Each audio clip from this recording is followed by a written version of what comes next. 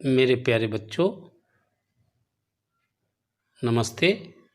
आज आप सब सेफ्टी सेव्स लेसन नंबर जो 12 है उसके क्वेश्चन आंसर और एक्सरसाइज इस वीडियो में प्राप्त करेंगे। चलो पहला क्वेश्चन शुरू करते हैं। What kind of a boy was Kunal? What kind of किस प्रकार का, अ बॉय लड़का, वाज था, कुणाल कुणाल किस प्रकार का लड़का था? तो मेरे बच्चों, आप लोग पाठ पढ़ चुके हैं। कुणाल एक बेहद लापरवाह बालक था। तो इसी में से आंसर की शुरुआत कर लेते हैं। तो जहाँ पर हेल्पिंग वर्ब होती है वहीं से आंसर की पड़ोस से आंसर की शुरुआत होती है। तो आपको क्या करना है, केवल आपको एक शब्द इसमें जोड़ना है, केयरलेस। बनेगा क्या? Kunal was a careless boy. बस बन गया आंसर। भी देखते हैं, why did Kunal need a pen? Kunal को कलम की क्यों आवश्यकता थी? तो उसे इंग्लिश का टेस्ट देना था, इसलिए टेस्ट के लिए उसे कलम की आवश्यकता थी। तो आंसर क्या बनेगा? जहाँ डिड लगा हुआ है वहीं के पास से आंसर की शुरुआत करें, और टेंस बदला नहीं जाता, तो नीड का हो जाएगा नीडेड। तो क्या आंसर बनेगा? Kunal needed a pen to write his English test. See देखते हैं, why it is dangerous to catch a running बस?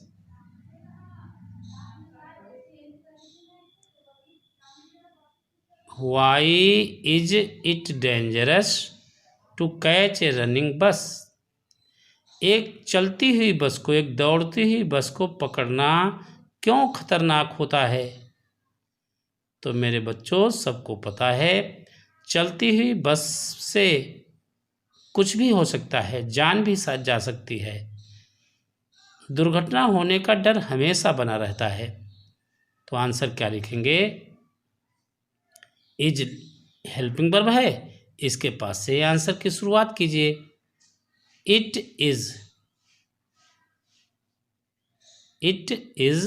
Dangerous to catch a running bus because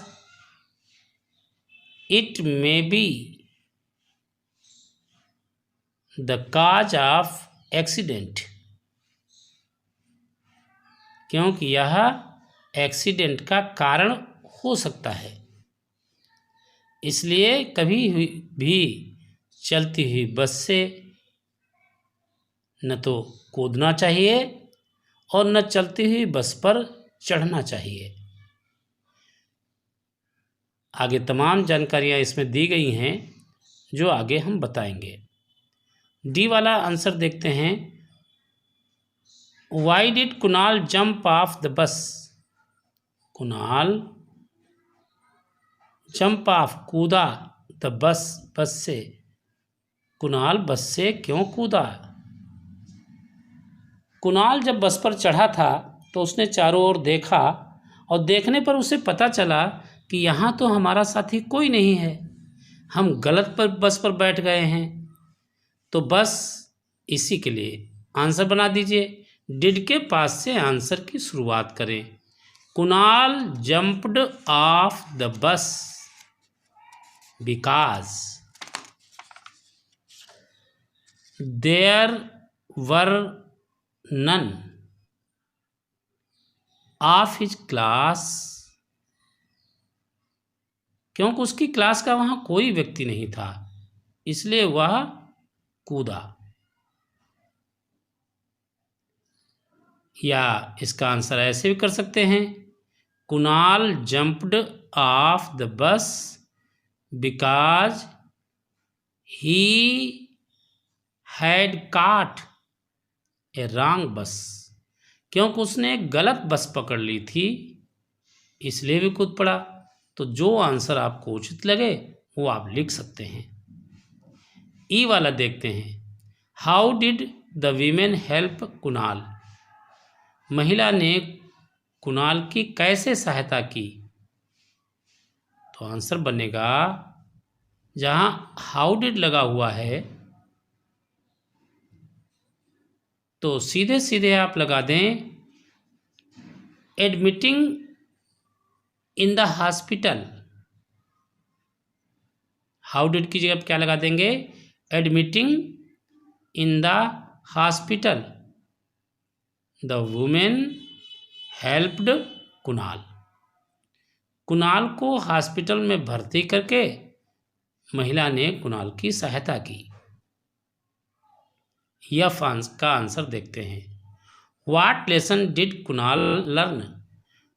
Kunal ने कौन सा पाठ सीखा या कौन सी शिक्षा, क्या शिक्षा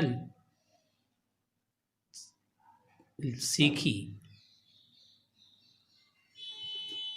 तो देखो मेरे बच्चे, कुणाल ने उसी दिन से ये तय कर लिया था कि अब वह कभी भी लापरवाह नहीं रहेगा, क्योंकि उसकी लापरवाही के कारण ही सब काम बेकार हो जाते थे।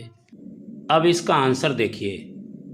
Kunal learned a lesson never to be careless ever again. Kunal ने फिर कभी लापरवाह न होने की शिक्षा सीख ली। इस प्रकार आपके क्वेश्चन आंसर यहीं समाप्त होते हैं। अब मेरे बच्चों वर्ड पावर की तरफ बढ़ते हैं। क्वेश्चन दिया हुआ है, अंडरलाइन द साइलेंट लेटर्स। चुप रहने वाले अक्षरों को नीचे लाइन खींचो इन द गिवन वर्ड्स, दिए गए शब्दों में। तो मेरे बच्चों आपने पढ़ा भी होगा, क्योंकि आजकल तो प्रारंभ से ही इंग्लिश पढ़ना शुरू कर देते हैं, इसलिए ये बात तो पता ही चल गई होगी कि इंग्लिश में साइलेंट लेटर भी पाए जाते हैं, अर्थात जिनका बोलने पर उच्चारण नहीं होता। इसमें पहला शब्द है और, जिसे जो HOUR लिखा हुआ है इसमें और बोला जाता है, इसलिए H साइलेंट है। ऑफन अक्सर, ऑफन T साइलेंट है। निट बुनना K साइलेंट है। रॉन्ग में W साइलेंट है, गलत। डाउट B साइलेंट है। नो K साइलेंट है। नी K साइलेंट है। कुड L साइलेंट है। राइट W साइलेंट है। नाइफ K साइलेंट है। लिसन T साइलेंट है। शुड L साइलेंट है। होल W साइलेंट है। वॉक L साइलेंट है। फॉक L साइलेंट है। तो इस प्रकार से आपने इनको देखा कि इनमें हर शब्द में एक अक्षर साइलेंट है। कई भी अक्षर साइलेंट हो सकते हैं, जैसे नॉलेज में कई अक्षर जो हैं साइलेंट हैं। लैंग्वेज प्रैक्टिस में आते हैं, इसमें ये एडवर्ब की डिफिनीशन दी हुई है। एडवर्ब की डिफिनीशन लिखने को आ जाए तो आप इस डिफिनीशन को लिख सकते हैं। An adverb is a word. Adverb एक शब्द होता है दैट मॉडिफाइज, जो विशेषता बताता है ए वर्ब, वर्ब को की, एन एडजेक्टिव, एडजेक्टिव की, आर अनदर एडवर्ब, या एक दूसरे एडवर्ब की जो विशेषता बताता है उसे ही हम एडवर्ब कहते हैं। ये डिफिनीशन है एडवर्ब की, याद कर लेना चाहिए। जैसे एग्जाम्पल दिया हुआ है, लाउडली,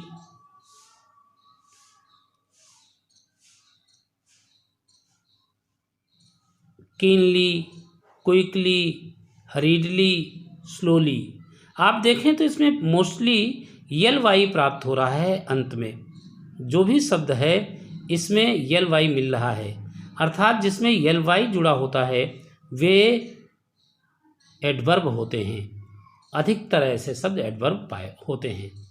अब आपको जो शब्द नीचे दिए गए हैं इसमें यल वाई जोड़ करके आपको एक नया वर्ड एडवर्ब बनाना है। मेक न्यू वर्ड्स, नए शब्द बनाइए बाय एडिंग यल वाई जोड़कर टू द फॉलोइंग, नीचे के शब्दों में one is done for you, एक आपके लिए बताया गया है। जैसे सैड था उसमें प्लस यल वाई कर दिया गया तो सैडली हो गया। ऐसे लाउडली में loud plus L Y loudly. Careless दिया हुआ है यल वाई जोड़ दीजिए carelessly. Bad badly. Careful carefully, double L हो जाएगा फिर वाई लगेगा। Light lightly. ब्यूटीफुल ब्यूटीफुली, इसमें भी बेटा डबल यल हो जाएगा, क्योंकि ये ऐसा होता है जब कोई अन्य चीज़ जोड़ी जाती है सफिक्स के रूप में अर्थात प्रत्यय के रूप में, तो उसमें जो अक्षर लास्ट में होता है अंत में होता है, अगर कोई कॉन्सोनेंट आया है और उसके पहले कोई यदि वावेल आ गया है तो कॉन्सोनेंट डबल कर दिया जाता है, इसलिए ब्यूटीफुली। फ्रेंड फ्रेंडली, यल वाई जोड़ दिया। वीक यल वाई जोड़ दिया तो वीकली। मंथ मंथली, यल वाई जोड़ दिया। Year yearly. इस प्रकार से ये एडवर्ब बन जाएंगे। यल वाई जोड़ते चले जाओ एडवर्ब बन जाते हैं। अगला सेकंड इसका क्वेश्चन है fill in the blanks with the correct adverbs. Correct सही एडवर्ब से इसे भरिए। तो आप देखें सी सिंग्स, वो गाती है। अब स्वीटली या नीटली, स्वच्छता से गाती है या मधुरता से गाती है, तो स्वीटली यहाँ पर आएगा। वो स्वच्छता से नहीं मधुरता से गाया जाता है। बी सी स्पीक्स, अब ये हाईली या क्लियरली, बहुत तेजी से या स्पष्ट रूप से, तो यहाँ आएगा स्पीक्स क्लियरली। सी वाला ही साउट्स, वह चिल्लाता है। सैडली या लाउडली, चिल्लाया जाता है तो दुख से कोई नहीं चिल्लाता, बहुत तेज सब चिल्लाते हैं तो लाउडली। डी ही राइट्स, वह लिखता है। नीटली या ब्राइटली, चमकदार लिखता है या स्वच्छता से लिखता है, तो यहाँ आएगा नीटली। लास्ट है ए टॉर्टॉइज वॉक्स, एक टॉर्टॉइज कछुआ वॉक्स चलता है। बैडली या स्लोली, बुरे ढंग से या धीरे धीरे, तो यहाँ पर स्लोली आएगा। इस प्रकार से ये आपकी एक्सरसाइजेज फिनिश होती हैं। अब आगे देखते हैं। आगे ये जो आपका दिया हुआ है मेरे बच्चे, ये लर्न करने के लिए है। कीप इन माइंड, अपने दिमाग में रखो। क्या चिल्ड्रन आर यंगस्टर्स, बच्चों को या नवयुवकों को विदाउट लाइसेंस, बिना लाइसेंस के, should not be allowed to ride two wheelers even for a joy ride. यानी छोटे बच्चों को या यंगस्टर्स को जो 18 वर्ष से कम हैं, उन्हें बिना लाइसेंस के अनुमति नहीं देनी चाहिए टू राइड, सवारी करने की, टू व्हीलर्स, दोपहिया वाहनों पर, even for a joy ride, भले वह मौज मस्ती के लिए ही क्यों न उसको चलाया जाए। ऑलवेज वियर हेलमेट, हमेशा हेलमेट पहनो। While riding a two wheeler, जब आप दोपहिया वाहन पर जाओ, सवारी करो, तो हमेशा हेलमेट पहनो। Always wear seat belt while driving a car, car चलाते समय आप हमेशा सीट बेल्ट पहनो। नेवर अगला है, never put your head or hand out of a moving vehicle, किसी चलते हुए वाहन से, चाहे वो बस हो, चाहे वो कार हो, चाहे वो टैक्सी हो, चाहे वो टेम्पो हो, चलती हुई वाहन से। नेवर पुट योर हेड और हैंड आउट, अपने हाथ और सिर को कभी भी बाहर मत निकालो। अगला है never talk on mobile phone while driving a vehicle or moving on the road.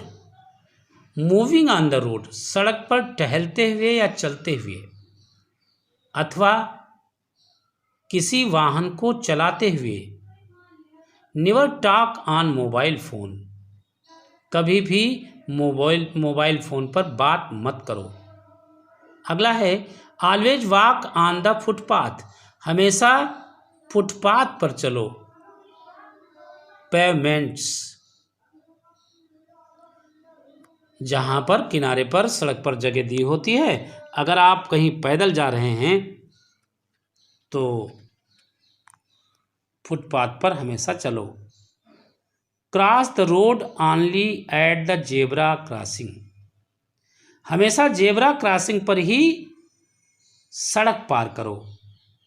Zebra crossing बनी होती है, जैसे जेब्रा पर पट्टी होती है, जेब्रा एक पशु जो है गधे जैसा जो होता है, वैसे ही पट्टियां सड़क पर बनी होती हैं। वे पट्टियां जहां से बनी हों वहीं पर से हमें सड़क पार करनी चाहिए। While crossing the road look to the right, while crossing the road, जब आप सड़क पार कर रहे हों, क्रॉस कर रहे हों। लुक टू द राइट, दाहिनी तरफ देखो। देन टू द लेफ्ट, फिर बाईं तरफ देखो। एंड देन राइट, फिर दाहिनी तरफ देखो। अगेन, फिर से। एंड क्रॉस ऑनली, और केवल तब पार करो when the road is clear, जब रोड बिल्कुल क्लियर हो, साफ हो, खाली हो। इस प्रकार से ये आपका जो चैप्टर था सेफ्टी सेव्स पूरी तरह फिनिश होता है। आगे फिर हम किसी अन्य लेसन के साथ आपके सामने प्रस्तुत होंगे। तब तक के लिए नमस्कार।